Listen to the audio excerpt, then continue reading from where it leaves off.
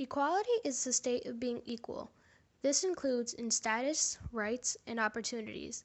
Since the beginning of time, men and women have coexisted in society. This does not mean that they were equal. Society and history gave restrictions to genders, specifically females. These restrictions often limited what women could do and their roles in society. Until the late 1920s, women were still seen as the inferior gender. When the 19th Amendment passed, women received more rights in the government, and their political, social, and economic responsibilities increased after gaining their rights. One of the only roles a woman in the early 1900s played was a housewife. The idea of separate spheres was of great influence on women. The separate sphere idea was a concept that women need only concern themselves with certain jobs and activities. This idea of separate spheres held that women should concern themselves with home, children, and religion, while men took care of business and politics. In the conception of division of gender roles into separate spheres, women's place was in the private sphere, family life, and the home. Men's life was in the public sphere, in politics. Women that attempted to travel outside of their metaphorical sphere were neglected and seen as unnatural. As shown in the picture on the right, women that tried to break free of the boundaries of the sphere were viewed as animalistic. Since the ideal place for women seemed to be inside of the home, many thought that women needed not the right to vote. Politicians at the time thought there was no room for women and that they did not belong in the political world. Politicians often viewed women to be unworthy of the vote. In the late 1800s and the early 1900s, women began to take action against the unfair political advantage they found themselves in. Women began to justify why they should have power in the government. Perhaps their biggest argument relied upon the rights granted by the government. Rights specifically stated in the Declaration of Independence promised those in America life, liberty, and the pursuit of happiness. Many women began to fight back when they realized they were being deprived of rights guaranteed by the government. By the late 1800s, there were specific women groups that were known for being women suffrage activists. Groups such as NAWSA, the National American Women Suffrage Association, were led by women activists that fought for women's rights. There were also famous American women activists that were well known for their fight for their rights. Activists such as Susan B. Anthony made her mark by being arrested for fighting for women equality. For in your ordered verdict of guilty, you have trampled underfoot every vital principle of our government. My natural rights, my civil rights, my political rights, my judicial rights are all alike ignored. Robbed of the fundamental privilege of citizenship, I am degraded from the status of a citizen to that of a subject. And not only myself, individually, but all of my sex are, by your honor's verdict, doomed to political subjection under this so-called Republican form of government. Another famous women's suffrage activist was Lucy Stone. Lucy Stone assisted in the joining of the National Women's Suffrage Association and the American Women's Suffrage Association. Other activists such as Elizabeth Cady Stanton and Lucretia Mott led the first women's rights convention in American history. This became known as the Seneca Falls Convention, where over 300 men and women went to Seneca Falls, New York to protest the mistreatment of women in social, political, economic, and religious life.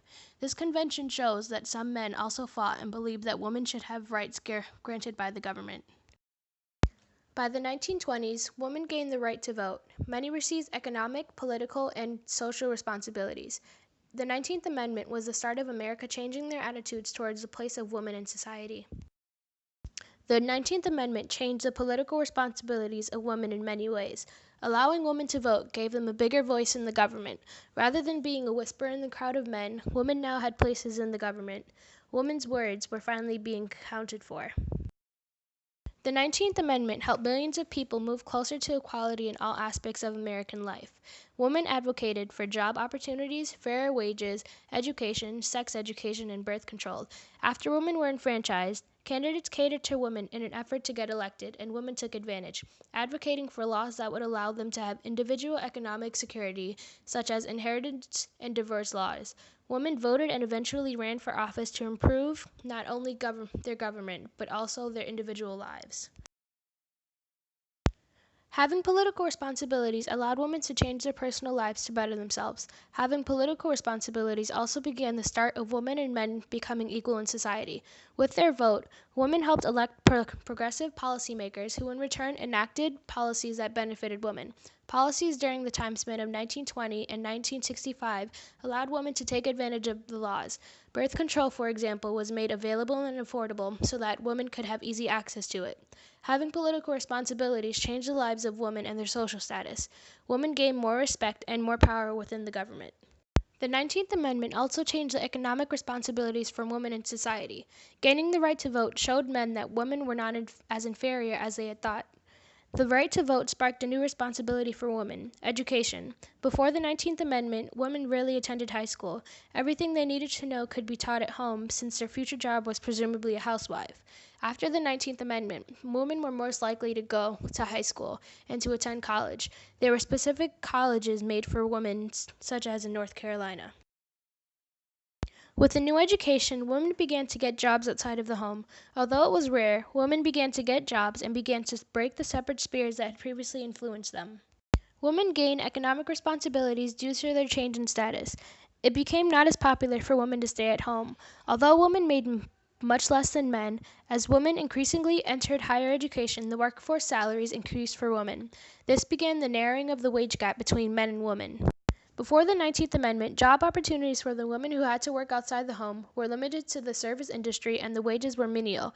Women were encouraged to marry as a way of ensuring economic security. After the 19th Amendment, women did not have to be economically dependent on their husband. Women, in fact, began to support the economy. The 19th Amendment also changed the social responsibilities for women in society. Previous to the 19th Amendment, state laws prohibited women from owning and inheriting property, signing contracts, serving on juries, and voting in elections. Women were also forced to follow the guidelines of the separate spheres. After the 19th Amendment, women's votes went towards changing these restrictions put on women.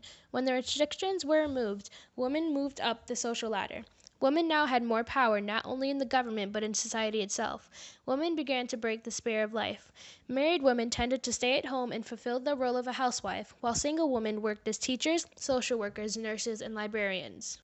During World War II, women had to take on the roles of men inside construction factories. Single women no longer needed a man to be dependent on.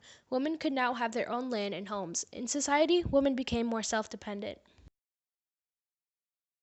Since the 1920s and the 19th Amendment, women have taken their new responsibilities and made their mark in history by becoming CEOs of large companies such as AP, Campbell Soup, and PepsiCo, to Supreme Court justices such as Sonia Sotomayor, to famous inventors such as Mary Anderson, the inventor of the windshield wiper.